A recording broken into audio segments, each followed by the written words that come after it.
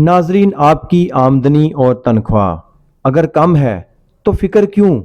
ہو سکتا ہے آپ کو رزق کے بدلے کچھ اور دے دیا گیا ہو مگر آپ نے توجہ نہ دی ہو۔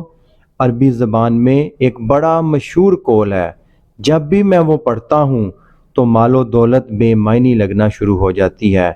عربی والے لکھتے ہیں کہ رزق کے لیے مال کا ہونا شرط نہیں، یہ بھی تو ہو سکتا ہے کہ کسی کو رزق کی صورت اچھا اخلاق یا اچھا حسن و جمال دے دیا گیا ہو۔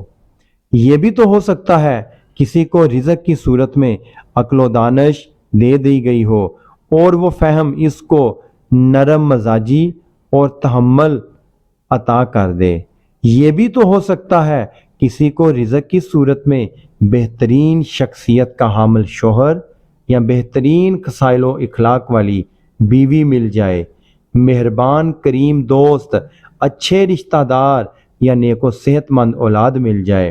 یہ بھی تو ہو سکتا ہے کہ کسی کو رزق کی صورت علم نافع دے دیا گیا ہو، اور یہ بھی ہو سکتا ہے کہ اسے رزق کی صورت لمبی عمر دے دی گئی ہو۔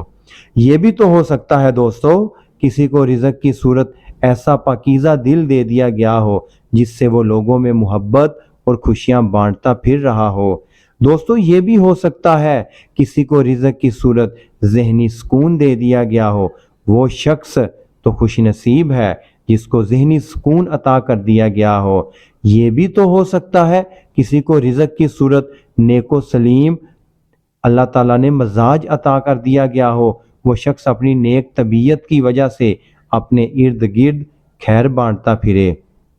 دوستو یہ بھی تو ہو سکتا ہے کسی کو رزق کی صورت میں تقویٰ کا لباس پہنا دیا گیا ہو اور اس شخص کو اس لباس نے عزت اور مرتبے والی حیثیت بخش دی ہو۔ یہ بھی تو ہو سکتا ہے کسی کو رزق کی صورت ایسا عزت اور شرف والا مقام مل جائے جو اس کے لیے حلال کمائی اور امن والی جائے پناہ بن جائے۔ پس رزق کے لیے مال کا ہونا شرط نہیں، جو کچھ عطا ہوا ہے اس پر مطمئن ہونا سب سے بڑا رزق ہے، اور اللہ کا شکر ادا کرتے رہو۔ دعا ہے اللہ تعالیٰ صبر اور شکر کرنے کی توفیق عطا فرمائے، آمین۔ اگر یہ ویڈیو پسند آئے تو دوسروں تک بھی ضرور شیئر کریں، اور ایسی ویڈیوز کے لیے ہمارا چینل ضرور سبسکرائب کریں۔ شکریہ۔